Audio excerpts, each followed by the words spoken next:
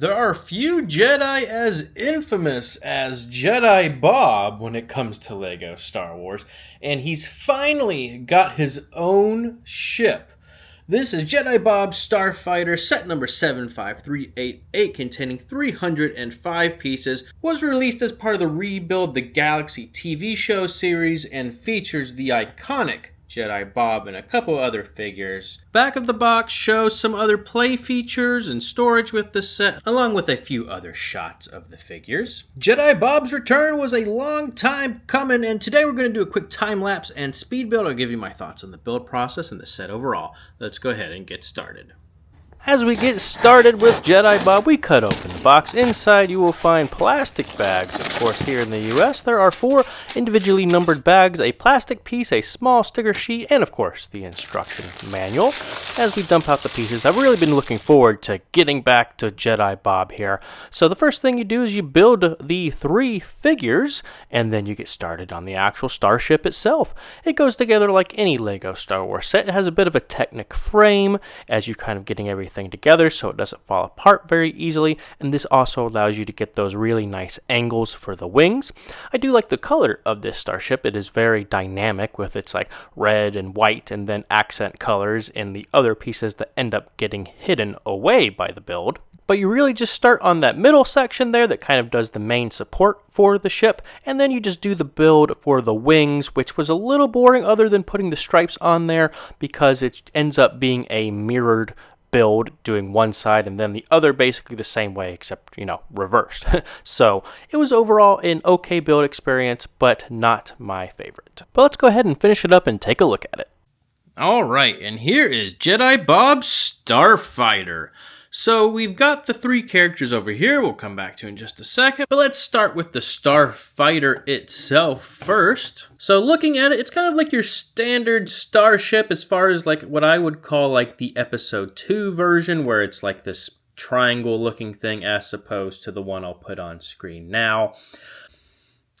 I haven't seen the Rebuild the Galaxy show or anything, so I can't say specifically, what's accurate or what's not with this, or the purpose of some of these things on here, but we'll just take a look at it as is. Something I really like about it is the way they did the stripes, not using anything too complicated, just kind of these slanted tiles here, and it just makes the lines just look so much better. It raises it up like a plate, but I really like the way it turned out, especially from a distance. You don't rely too heavily on stickers in this set. I think the sticker sheet is a normal size for a set this size. You don't want to see a bunch of stickers in a set like this, but the ones that were included did add a good bit of detail. There's basically 2 right up here, and then there's 2 on the back, and then 2 on the other side. I tried my best to line up the stickers so they would look pretty good. By doing that, it kind of means it's off center on the actual piece in order to do that, but I think that's the best way to do these kind of stickers. It's the same thing on the other side, just kind of reversed. Looking at the back, you can see some of the thrusters there. On the underside, there is a nice good bit of Technic kind of holding the wings on in order to get that nice angle. It does have a little retractable landing gear, which you can lift up if you want to, but most of the time, even if you don't have that down, it looks basically the same with it up or down, so you could just leave that down as much as you wanted to. I like the engines in front here, using like that ice skating piece in order to kind of get that nice looking detail in there. And you get a little bit of separation, you can see kind of on that side, but on this side it's a little bit better. I don't know if it's just how it went together, if I didn't press well enough, but I think it has a nice angle to it. It's kind of hard to show on the camera here, but it does have a nice contour that you'd look for in something like this. Of course, there are some play features with it. You can see like these little green missiles right in here. It is kind of like the flick fire old school kind, where you should be able to just kind of push on it like that, and it shoots pretty far. And there's one of those on both sides. You can open up the cockpit.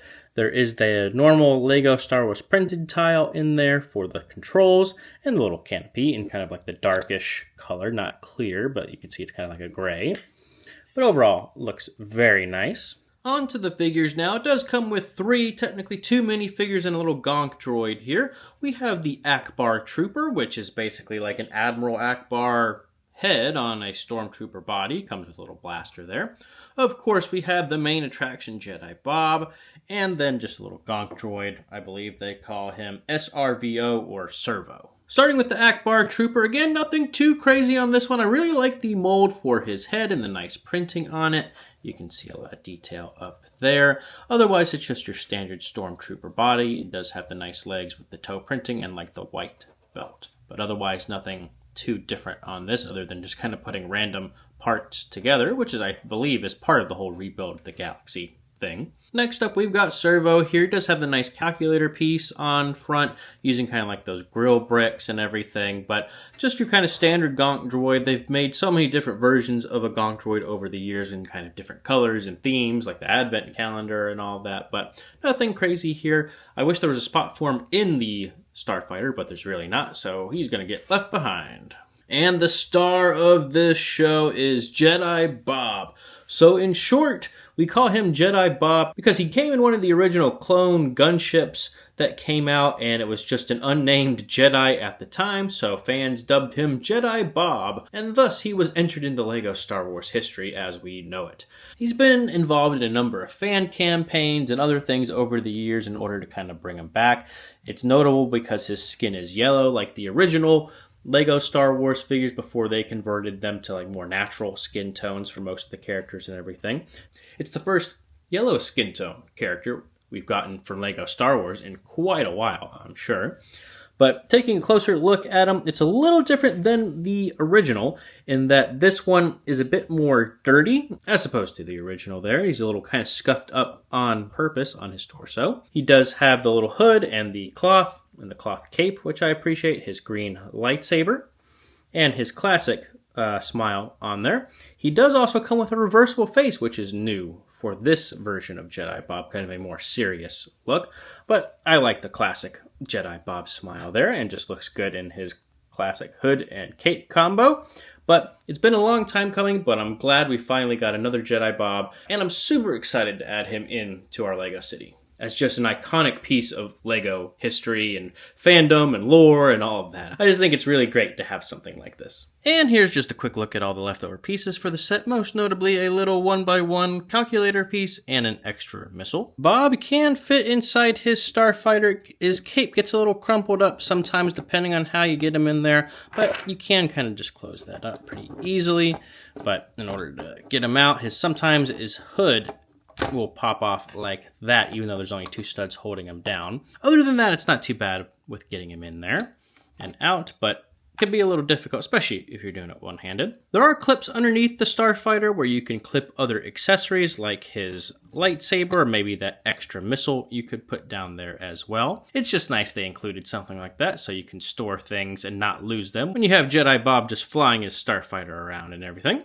Also, can't forget one of the other Easter eggs under this piece here. If you take that off, there is a little blue milk carton and a banana. Again, just for funsies, apparently.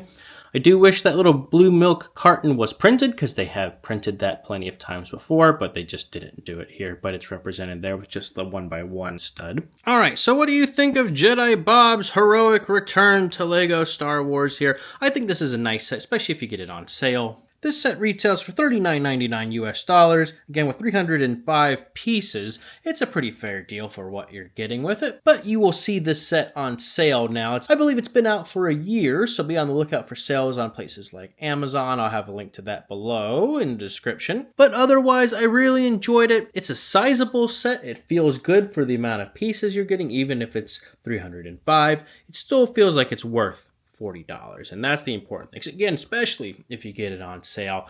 Holidays are right around the corner. I'm sure any kid would enjoy this set. I enjoyed building it. Let me know your thoughts about Jedi Bob's triumphant return to LEGO Star Wars, or the set itself here. Is it worth the money? Is it a little bit too niche? Seems a little strange with the Ackbar Trooper and the gonk droid, right? But that'll do it for today. Leave a like on the way out. Make sure you subscribe to Mount Brick so you don't miss the next LEGO City update or review coming your way. And until next time, thanks for coming on by. Have a good one.